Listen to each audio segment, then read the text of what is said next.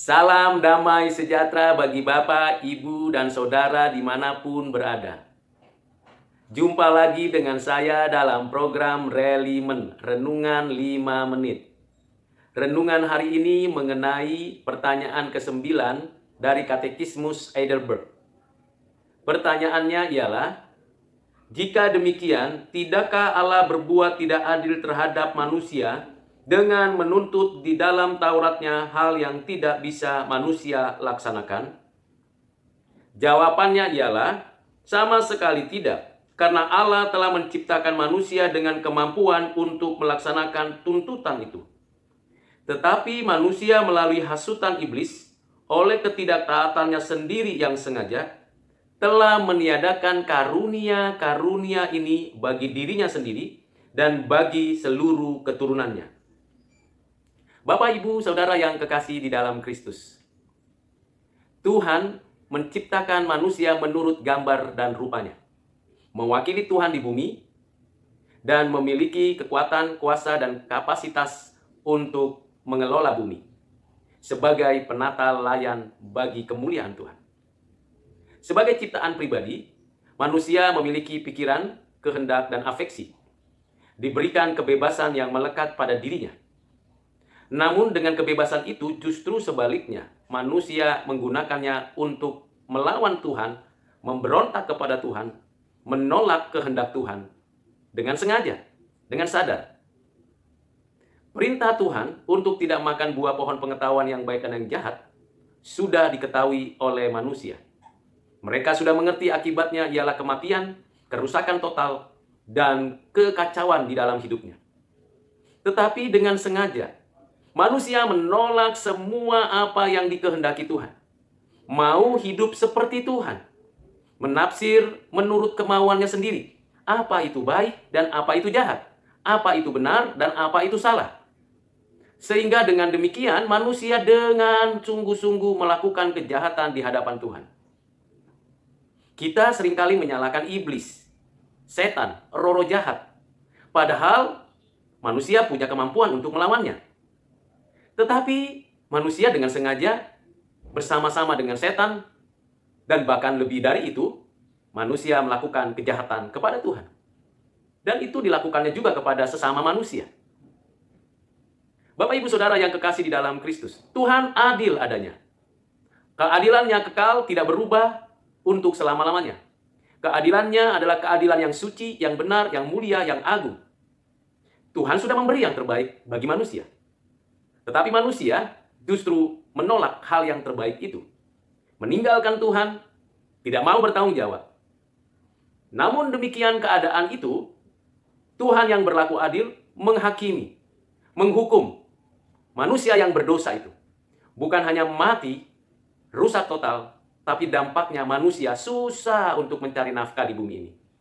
Susah untuk beranak cucu, menjaga, memelihara keturunan dengan baik dan sejahtera.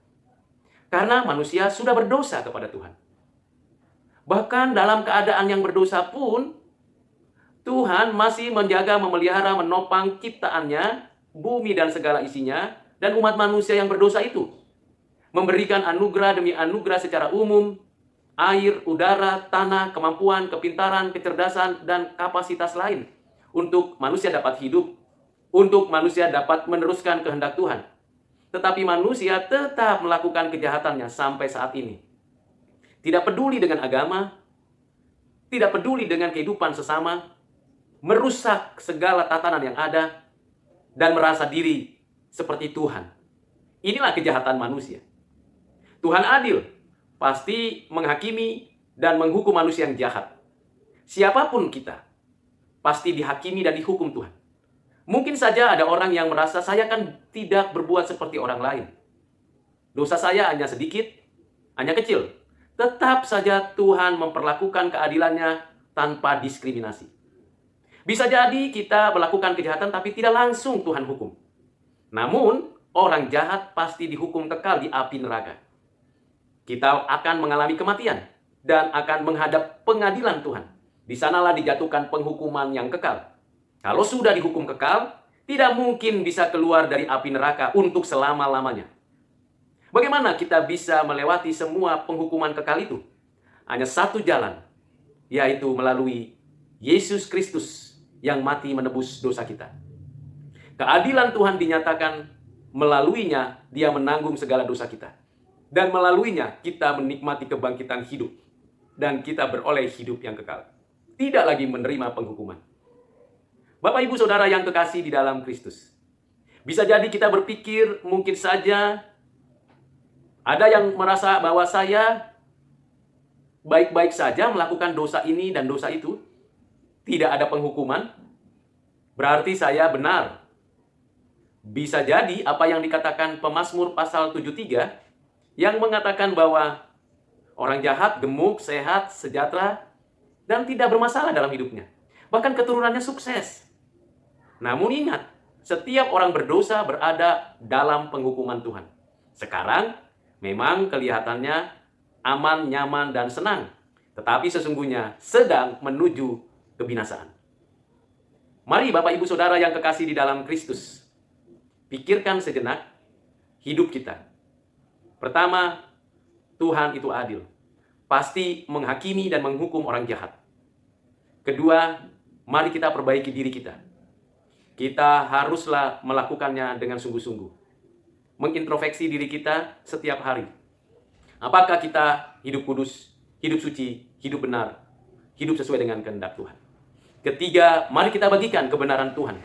Bahwa hanya di dalam Yesus Kristus, penghukuman kekal akan tidak terjadi lagi bagi orang percaya. Kiranya Bapak Ibu Saudara diberkati melalui renungan ini. Bagikan dan ceritakan tentang Yesus Kristus Tuhan dan penebus kita kepada yang lain. Tuhan Yesus memberkati. Amin.